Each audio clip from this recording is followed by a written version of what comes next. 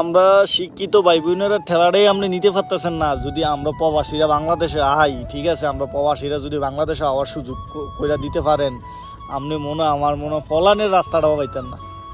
তো দেখা গেছে আমার কথা সে মারামারি এগুলো আমরা প্রবাসীরা পারি না। আমরা প্রবাসীরা পারি ভালোবাসা দিয়ে সমাধান দিতে।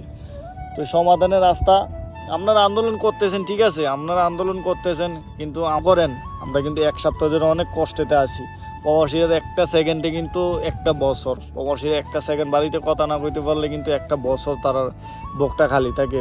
তারা হাজার কষ্ট করে, হাজার দিনটা 24 ঘন্টা কষ্ট করে যদি বাড়িতে একটা মিনিট কথা কইতে পারে, তার মতন শান্তি আর দুনিয়ার মধ্যে কেউ নাই।